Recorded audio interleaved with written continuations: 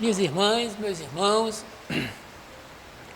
que nos abençoe Jesus e nos permita o Divino Mestre a força moral necessária para vivenciarmos os seus ensinamentos. Tentaremos desenvolver o nosso pensamento em conformidade com essa proposta de leitura do Evangelho segundo o Espiritismo, que trata sobre os tormentos voluntários. Todos nós, acredito, quando saímos de casa, nós nos consultamos ao espelho, procurando de alguma forma ajustar a nossa imagem da melhor forma possível. Aliás, esse é um costume da nossa cultura, onde buscamos ter uma aparência condizente com o ambiente em que vamos frequentar e onde procuramos ser agradáveis a todos. Não sei se vocês sabem, mas Chico Xavier, ele usava peruca. E depois de longos anos de convivência com o seu mentor espiritual Emmanuel, eles já tinham uma certa camaradagem. De sorte que Emmanuel, vez por outra, reclamava da peruca de Chico Xavier como um excesso de vaidade. E Chico lhe respondia em termos mais ou menos: Emmanuel, mas não se meta com isso, a peruca é minha, eu vou fazer dela o uso que eu quero. Na verdade, o benfeitor espiritual Emmanuel tinha tanto zelo pela espiritualização de Chico, como também pela sua aparência. E é de se imaginar que ele, vez por outra, chamasse Chico a atenção para que ele se vestisse melhor, para se apresentar melhor em público.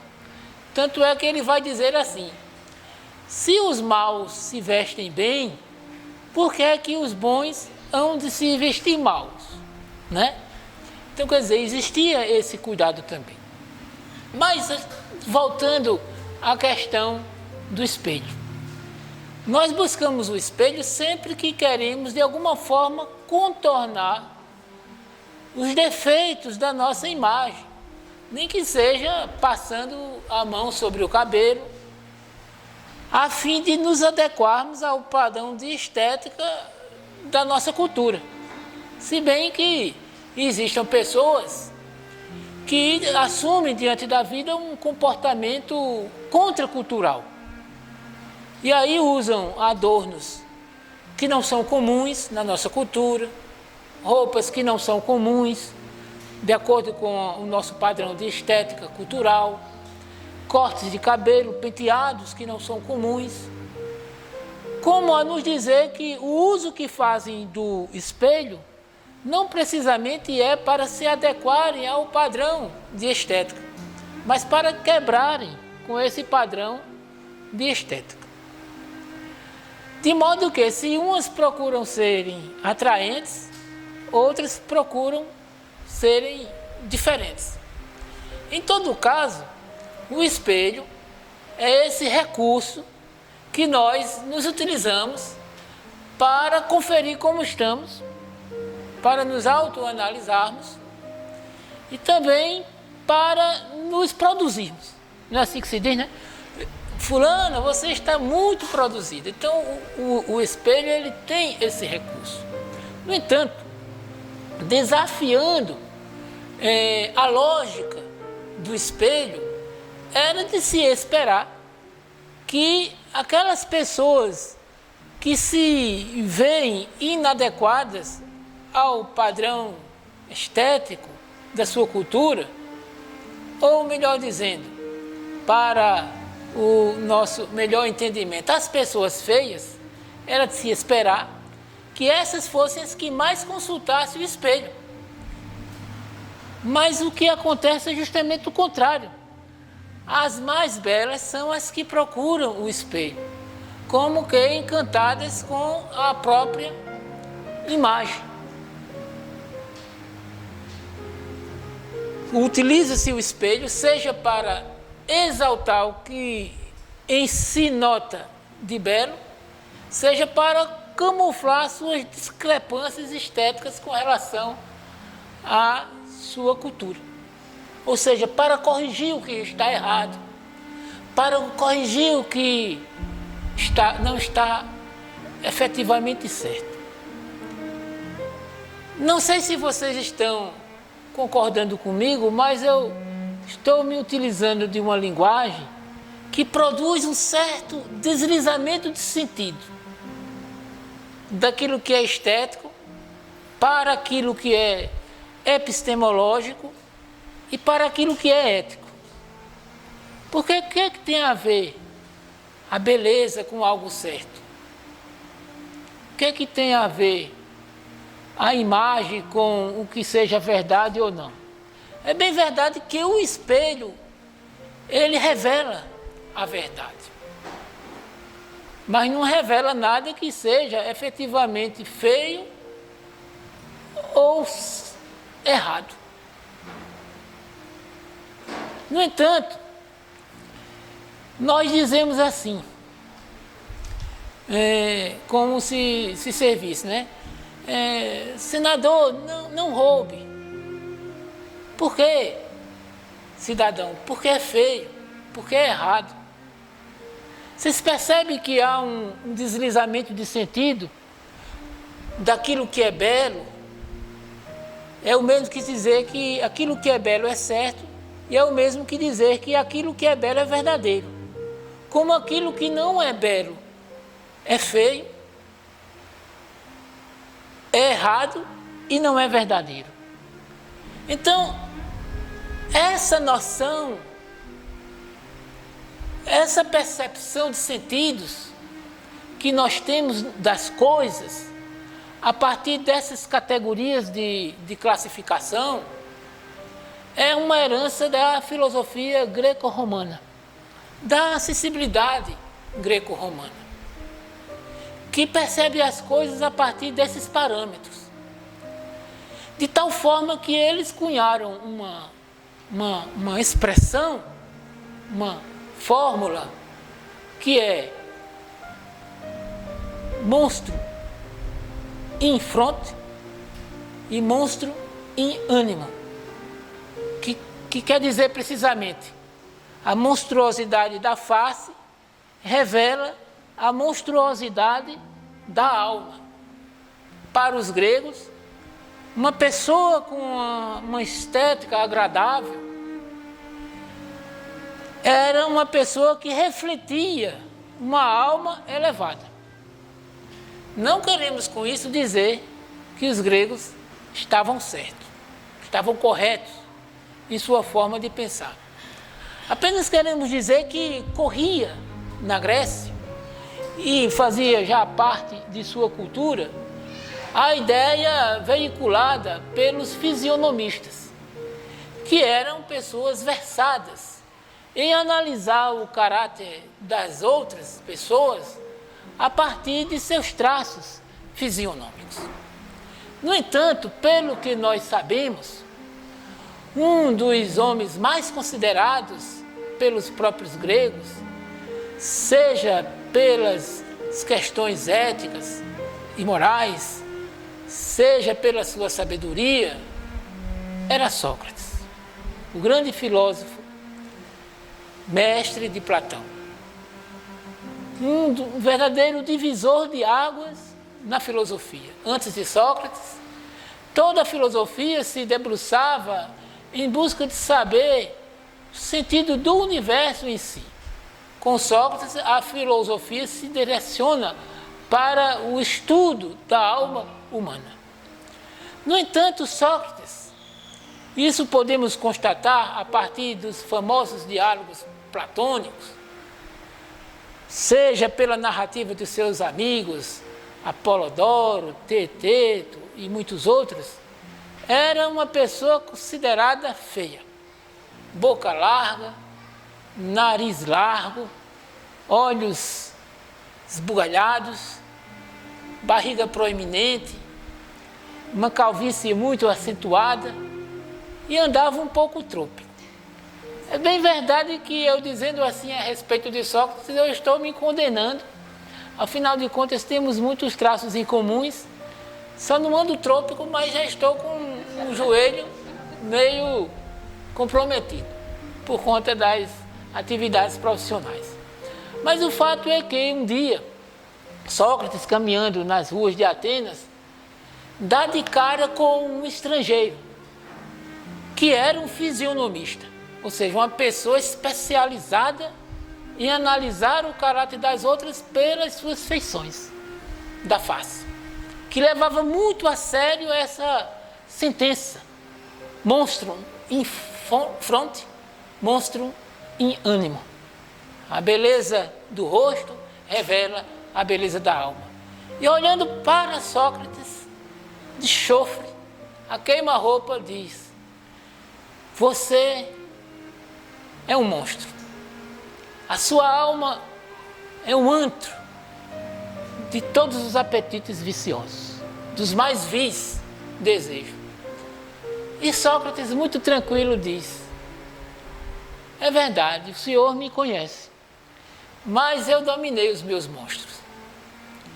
Então, a questão que nós trazemos para o nosso estudo é este, precisamente. Por que é que Sócrates considerou que aquele estrangeiro estava certo? Por que ele aceitou que a sua alma era um antro dos vícios, não obstante ele os tê-lo dominado? Porque ele não rejeitou a possibilidade do espelho, de se observar no espelho, de analisar-se através do espelho, por mais perturbador fosse esse espelho. Pois bem, na psicanálise há uma corrente psicanalítica fundada por Jacques Lacan, onde ele desenvolve esse conceito de espelho perturbador, a partir de um exercício teórico que ele chama de estádio do espelho. O estádio do espelho, e eu não ia tocar nem nesse ponto, mas me senti motivado para abordar essa questão. O estádio do espelho seria um ambiente de inter-relações do ser com o universo. E a partir de tais relações, o ser haveria de se constituir enquanto um indivíduo social.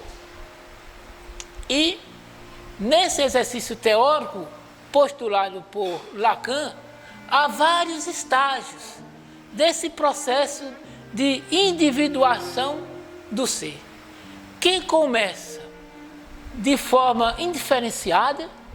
O ser não se diferencia do todo, não sabe sequer quem é, e depois ele vai conquistando o seu autodescobrimento, a partir do momento em que ele toma o outro como um reflexo de si, a partir do momento em que ele reconhece o semelhante. Igualmente é um gato, como esse aí que passou diante do espelho. Vamos dizer que essa gatinha nunca tivesse visto um espelho. Quando ela passa em cima do espelho, ela fica admirada e diz: é outra pessoa, é um semelhante, é algo. Até que ela vai descobrindo aos poucos que é um reflexo, que ali está o reflexo dela, e aqui está ela mesma. Então Lacan considerou que no nosso processo de auto-individuação, nosso processo de individuação, algo acontecesse de forma semelhante. O bebê vê a mãe como um reflexo de si mesmo. E tudo que a mãe faz, de alguma forma, vai constituindo ele, que passa a ser alguma coisa para ele mesmo. E a partir daí ele vai, a partir do momento em que ele diferencia-se de tudo que o envolve, ele vai se constituindo. Eu sou eu e o outro é tudo que está ao meu derredor. Lá para diante é que Lacan vai desenvolver, a partir desses exercícios teóricos, propriamente dizendo, o conceito do espelho perturbador. O que é o espelho perturbador? É aquele outro, semelhante, que diz quem somos, mas não necessariamente aquilo que gostamos de ouvir a respeito de nós, mas sobretudo aquilo que não gostamos de ouvir a respeito de nós. Por isso é que o conceito tem esse nome, espelho perturbador. Aquilo que no outro me perturba, que não necessariamente se trata de uma pessoa ruim, de uma pessoa má, que vem dizer-me alguma coisa, mas às vezes é alguém que tem uma determinada característica, que denuncia algo que em mim precisa ser corrigido e que eu não estou necessariamente preparado para corrigir aquilo sem muito esforço. Por exemplo, a nossa convivência com os espíritos superiores. Isso é aborrecido para quem? Para os espíritos superiores? Nem um pouco. Para nós, que não suportamos a qualidade elevada dos benfeitores espirituais. E aí vamos nos enchendo de inveja, de despeito para com a elevação espiritual dele. É o que nós invariavelmente chamamos como inveja. O que é um invejoso? O invejoso não necessariamente é aquele que deseja a coisa dos outros, mas é aquele que deseja que as outras pessoas não tenham o que ele não tem. Então, nesse sentido, diante do outro, o invejoso se defronta com o seu espelho perturbador. Eu acredito que todos nós conhecemos a história da Bela Adormecida. A bruxa, não, é a Branca de Neve. A bruxa ou a rainha má, a feiticeira, a menina ali balançou a cabeça, né? E a Branca de Neve. Então, a bruxa tinha um verdadeiro despeito para com a Branca de Neve, devido à sua beleza. E sempre que se consultava ao espelho, dizia: fiel espelho meu, existe alguém mais belo do que eu? A Branca de Neve, que ainda não morreu, né? Então, a Branca de Neve era o espelho perturbador da bruxa. Então, Sócrates não rejeitou o espelho perturbador. Ele acalentou o espelho perturbador, ele percebeu as suas dificuldades e se esforçou com toda a sua força de vontade para se transformar numa pessoa mais bela, mais correta, mais verdadeira. Então é isso que acontece. Mas quem é o nosso espelho perturbador? Quem pode ser o nosso espelho perturbador? Senão qualquer um que está ao alcance de nos influenciar. Se nós queremos acessar o nosso progresso espiritual, nós não podemos prescindir do outro, sobretudo dos diferentes, sobretudo daqueles que para conosco têm alguma espécie de animosidade, sobretudo com aqueles que discordam de nós. Porque se nós elegermos como elementos para a nossa convivência somente aquelas pessoas que nos são agradáveis, nós avançaremos pouco. Porque as pessoas agradáveis geralmente são aquelas que somente dizem aquilo que queremos ouvir e não necessariamente aquilo que precisamos ouvir. Por isso é que Emmanuel diz que os inimigos são bons professores, são os mais excelentes professores, porque eles nos dizem na cara o que os amigos não conseguem dizer. Porque exatamente, o que os amigos não conseguem dizer. Émile Auguste Chartier é um jornalista, um ensaísta, um filósofo, e que viveu os dramas que desencadeariam a Primeira Guerra Mundial. E ele era um pacifista. E esse homem disse algo extraordinário. Ele disse assim, ele viveu numa época muito polêmica, muito polarizada, de muitas contradições sociais, políticas, religiosas. Então ele disse, ele que conhecia bem a sociedade e a psicologia social, ele disse: se nós apenas nos consorciamos aos que pensam como nós, isso é uma espécie de quimera ou de fanatismo. Isso é uma quimera ou fanatismo. Ou seja, se queremos viver, se nós escolhermos por viver apenas com aqueles que concordam conosco, isso é uma quimera, ou seja, é uma coisa que não existe. A quimera é um monstro mitológico, é um ser mitológico formado a partir das partes de vários outros animais. É um ser monstruoso. Então é uma monstruosidade, é uma aberração da natureza querer conviver apenas com aqueles que concordam conosco. E por quê? Porque a natureza é tão sábia que traz para o alcance de nossa convivência aqueles que discordam conosco também, para que possamos, naquilo que o outro nos traz, crescermos também. Embora sem faltar o tempero dos amigos, daqueles que concordam conosco, que é justamente para aliviar a dureza da vida.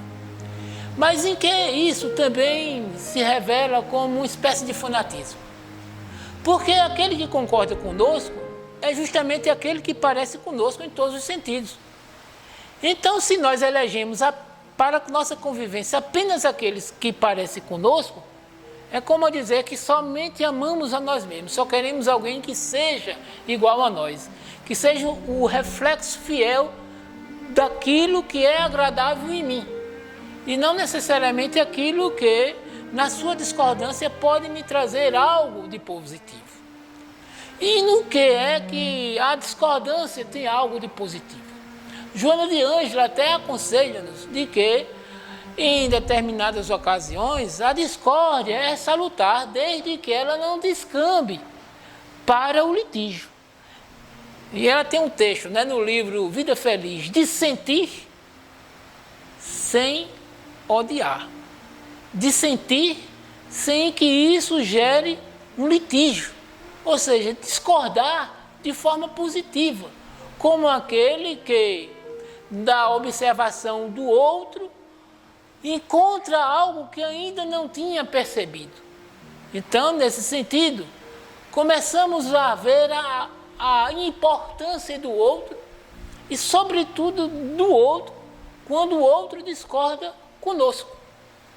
Erasmo de Roterdã, um dos grandes nomes da literatura renascentista, eu acredito que eu já falei dele aqui alguma vez, ele escreveu um livro importantíssimo para nós espíritas que gostamos de refletir e de dialogar com a cultura geral, que é o livro Elogio da Loucura. Ele escreveu esse livro, um tratado filosófico, em homenagem a um seu amigo, também filósofo, Thomas More, no século XVI. Thomas More era conselheiro do rei Henrique VIII da Inglaterra e viveu num momento de muitos conflitos políticos e religiosos. Até parece que toda a história é de conflitos políticos e religiosos. Mas, de fato, Thomas More vivia na corte do rei Henrique VIII, no momento mesmo em que o rei Henrique VIII queria romper com a Igreja Católica. E Thomas More não concordava com essa determinação de Henrique VIII, correndo por isso sérios perigos de vida. E Erasmo de Roterdã lhe chamava a atenção: Mouros, você é mesmo louco, discordando do próprio rei e ainda mais morando em sua corte, vivendo em sua corte. De fato, Thomas More vem a ser decapitado. Por conta de sua resistência a favor da Igreja Católica, ele é canonizado. De modo que Thomas More não somente é um filósofo, mas também é um santo considerado pela Igreja Católica. Mas, quando Erasmo de Roterdã pensava em escrever esse livro, Elogio da Loucura, em homenagem a Thomas More, ele estava a remoer-se nos seus próprios pensamentos, em saber de fato o que poderia tratar filosoficamente. Até que, reparando que o nomus Morus muito se aproximava do nome Moria, que em latim quer dizer loucura, então escreveu Elogio da Loucura. Mas, coisa interessante é que nesse livro a loucura é uma deusa. Morus, na sua genialidade literária, faz da loucura um personagem, uma deusa, que na verdade não existe em nenhuma outra mitologia, a não ser na cabeça de Erasmo de Roterdã. E ele, nesse livro, vai mostrar como tantos aspectos da vida, em tantos aspectos da vida, há um pouco de loucura, inclusive na amizade. E ele começa a dizer assim: do que vale num banquete encher a barriga de doces, de iguarias, de guloseimas, se os olhos, as orelhas e a alma inteira não se enche igualmente de brincadeiras, de alegrias, de risadas. Se isso não acontecer depois dos cantos, das danças e das pantomimas, de que vale tudo isso sem todas essas coisas que precisamente não foram os 7 sábios da Grécia que inventaram, senão eu, a loucura, para a felicidade do gênero humano. A amizade, isso que é mais importante do que todas as coisas, e que é tão necessário quanto o ar, a água, o fogo e o próprio sol, e que os próprios filósofos consideram como um bem fundamental. Esse bem da amizade também sou eu a polpa e a proa, porque sou eu a loucura que criou e fortaleceu a amizade.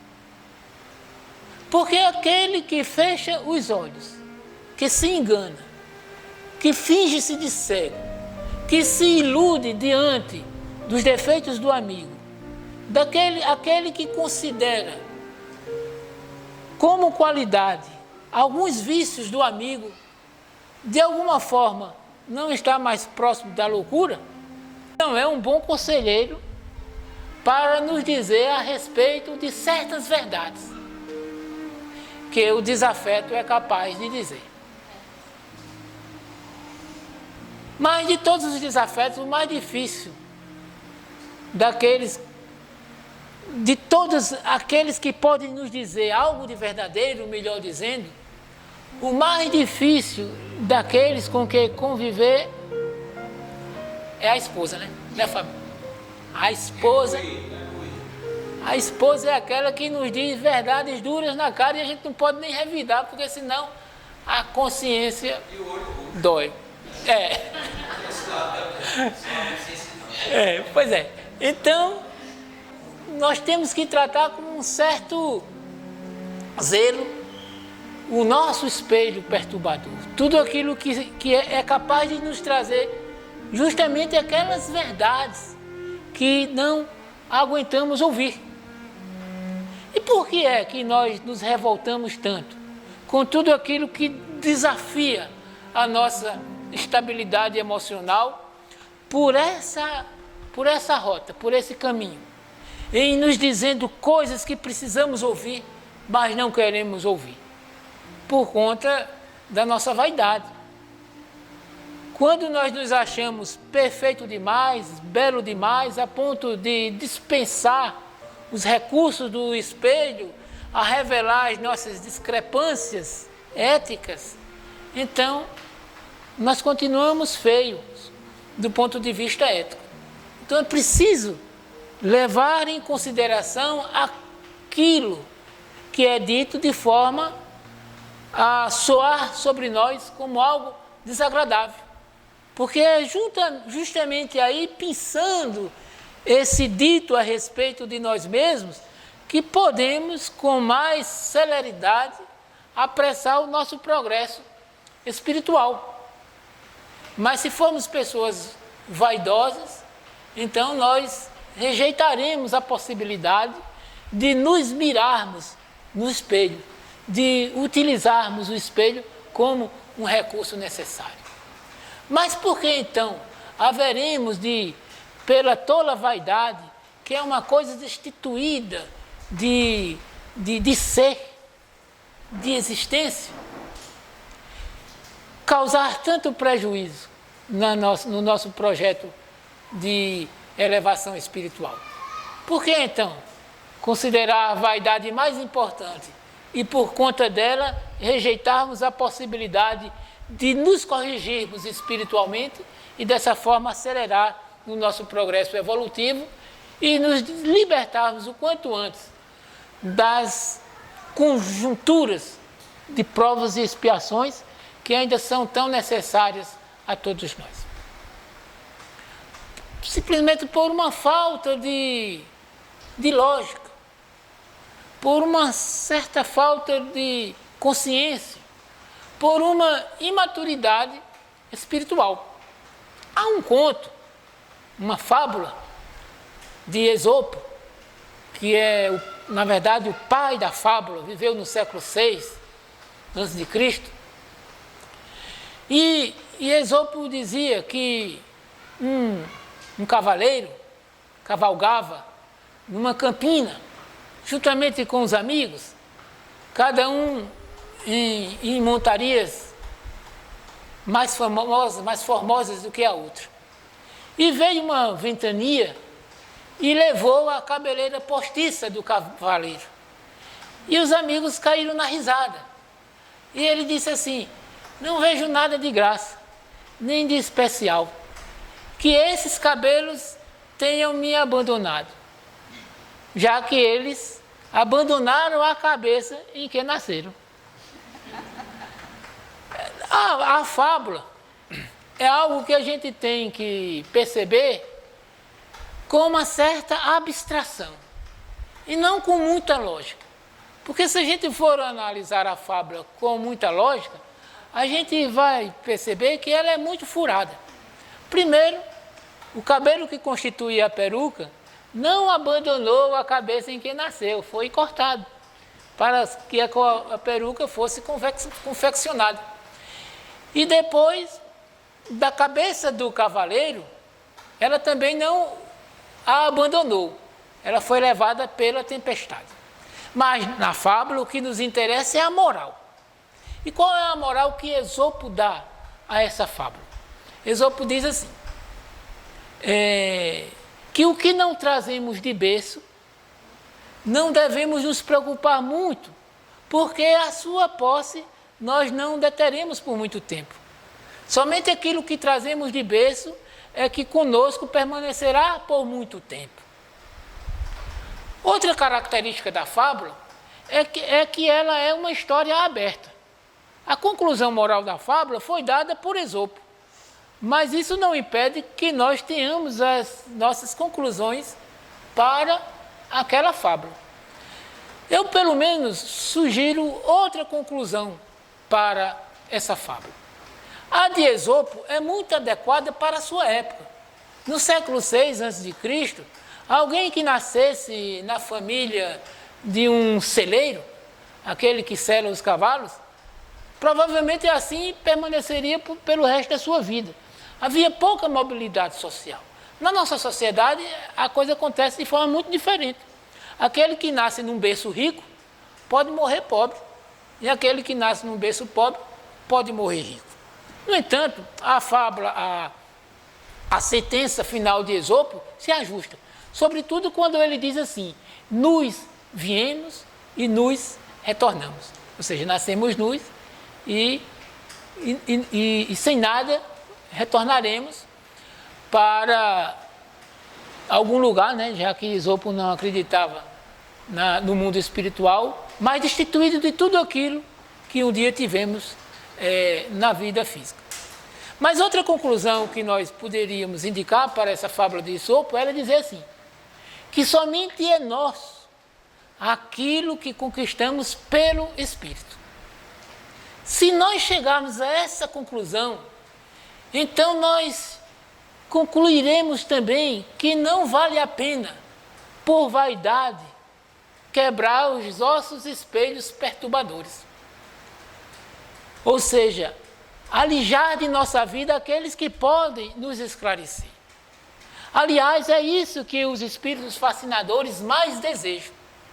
Os espíritos que engendram os processos obsessivos, precisamente é isso que eles mais desejam. Aguçam a nossa vaidade, para não aceitarmos o esclarecimento de quem quer que seja, a fim de que eles possam impor o seu domínio sobre as nossas consciências. Então, o espelho perturbador é algo precioso em nossa vida. É a presença daquele e de todas as circunstâncias que vêm nos dizer algo de verdade e de importante. E que nós podemos desperdiçar por conta da nossa vaidade. Não. Sejamos mais humildes para percebermos a importância das opiniões contraditórias a respeito daquilo que para tal já temos uma opinião formada. Sem a presença dos espelhos perturbadores na nossa vida, de alguma forma, nós temos tudo para nos alienarmos em nós mesmos e naqueles que somente concordam conosco. Ora, aqueles que somente concordam conosco podem, inclusive, concordar com os nossos próprios erros. Era justamente isso que estávamos conversando com o Fábio ali fora, a respeito de certos postulados, de certas situações que nós, invariavelmente, nos deparamos nos grupos de estudo. Alguém considerado, devido a longos anos de estudo, como uma pessoa sábia no movimento espírita, pode ser questionado por uma pessoa novata, que vem trazer algo positivo, algo que elucida uma questão, algo que pode demover aquela pessoa que por 30 anos acreditava estar certa numa coisa e que por conta da dica daquele aluno, digamos assim, é esclarecido a respeito do seu erro.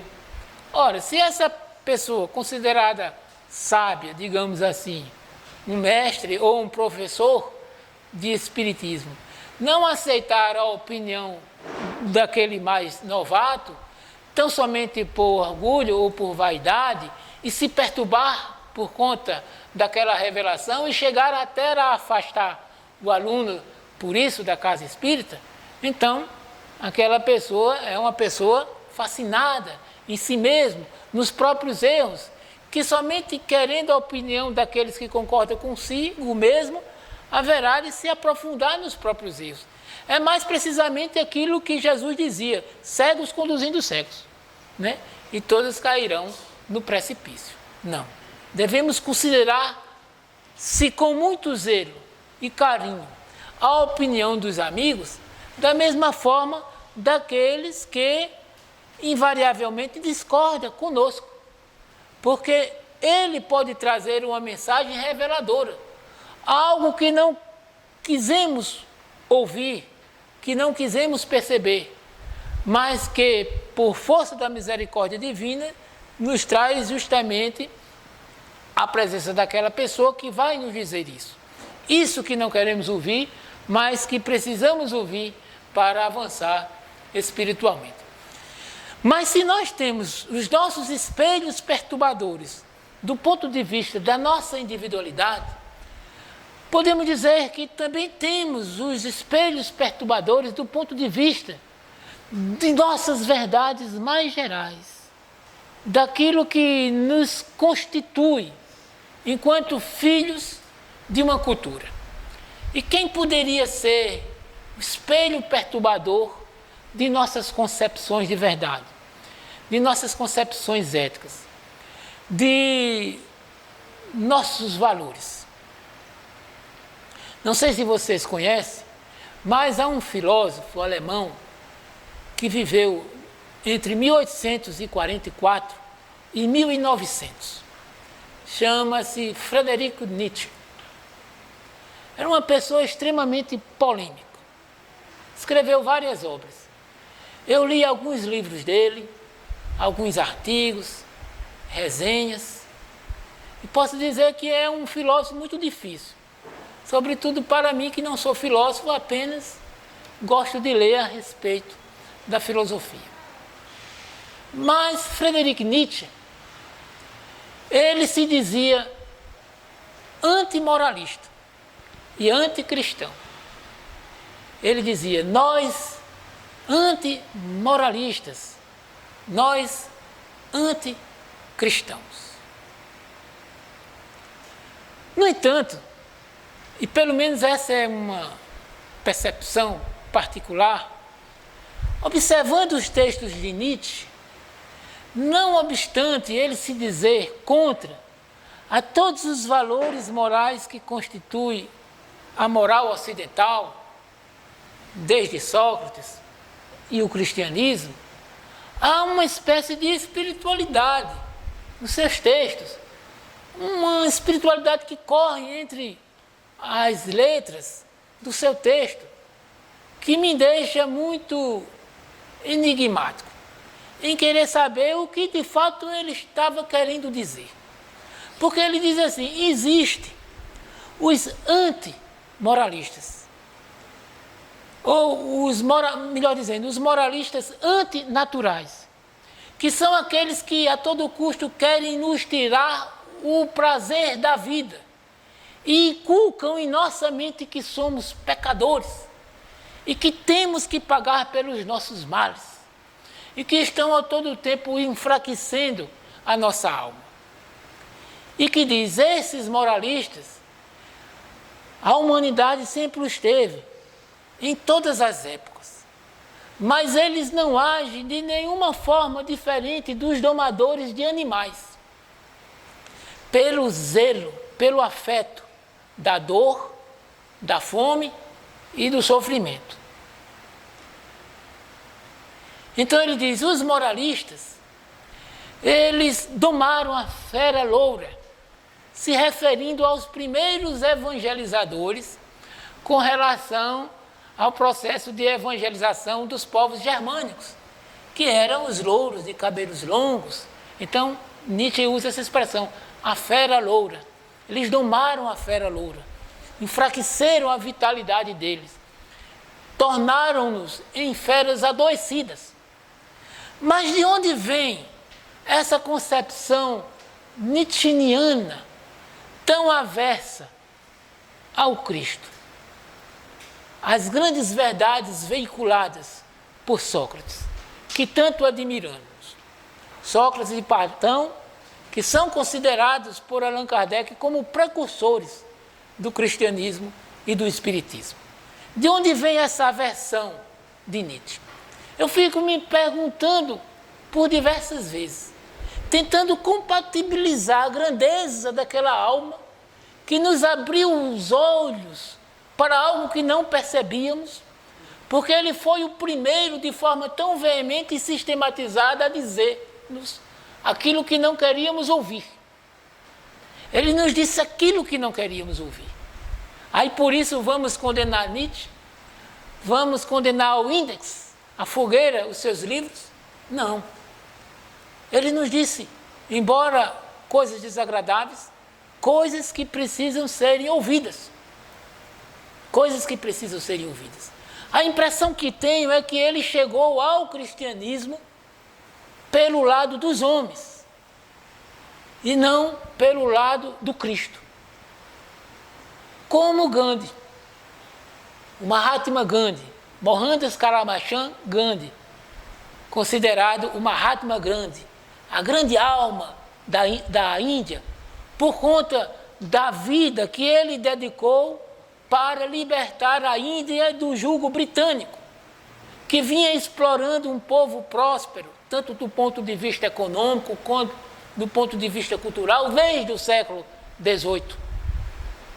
No entanto, Gandhi se comportava como um verdadeiro cristão, a ponto de dizer assim: se todos os livros sagrados forem queimados e sobrar apenas o Sermão da Montanha, nada estará perdido.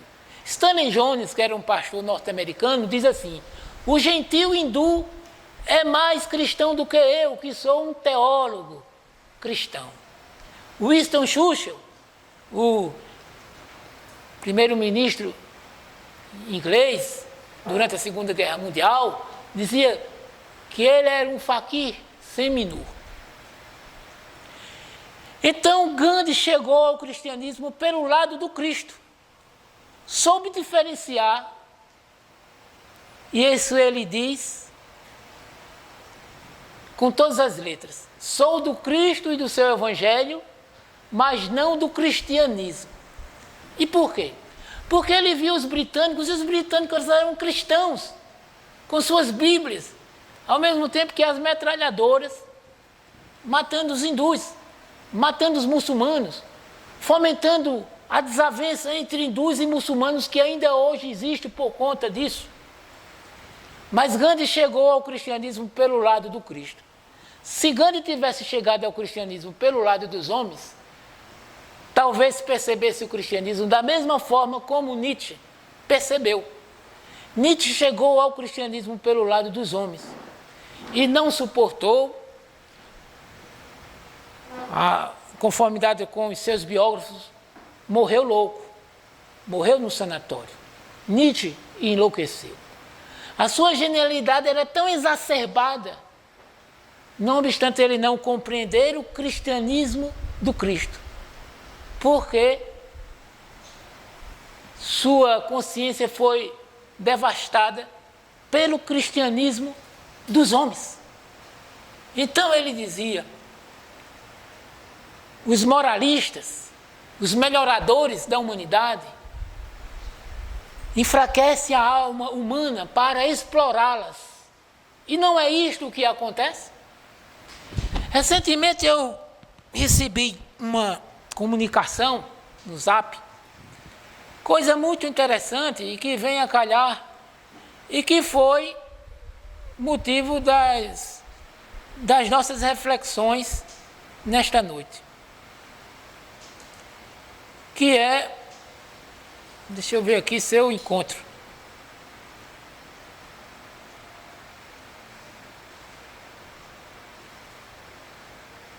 Que é algo muito grave, que vem nos acompanhando desde século.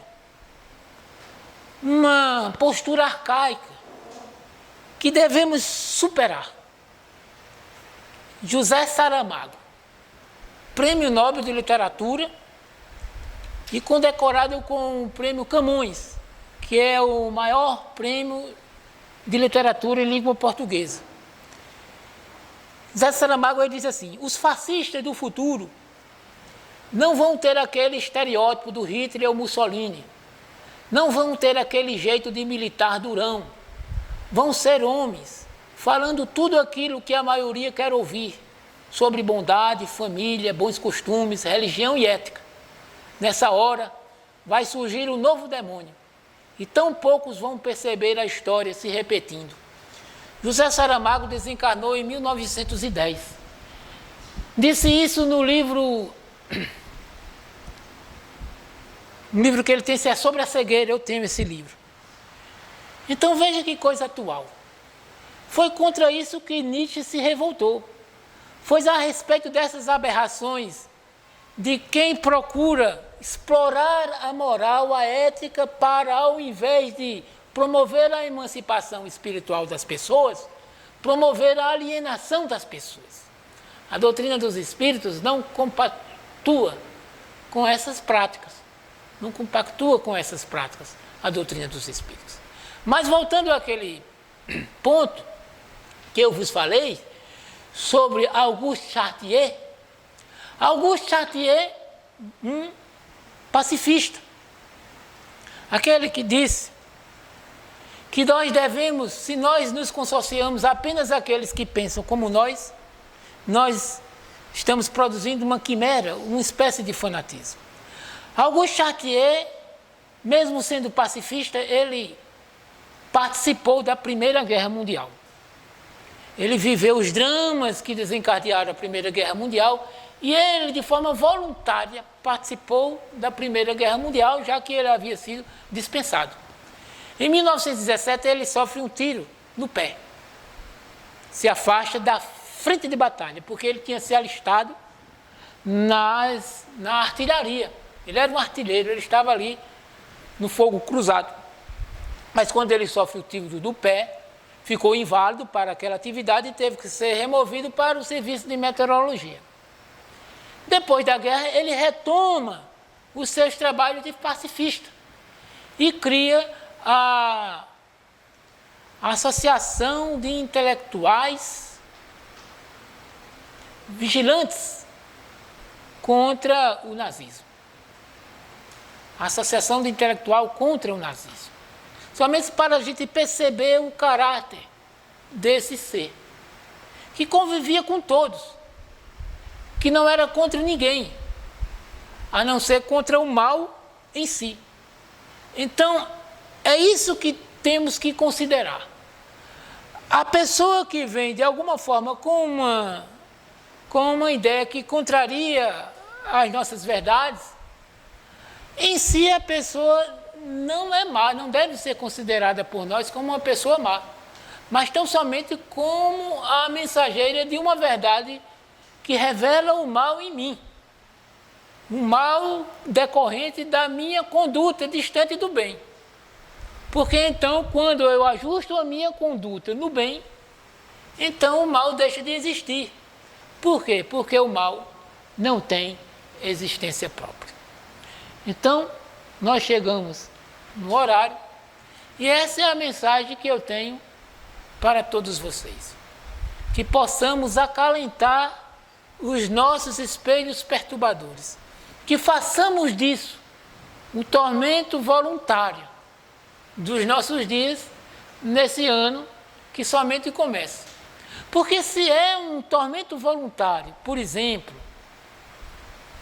distribuir a sopa, confeccionar a sopa, a roupa, quando poderíamos estar descansando, se é um tormento voluntário, renunciar horas de sono para nos dedicarmos a um estudo, talvez um tormento voluntário mais agradável a Deus seja esse,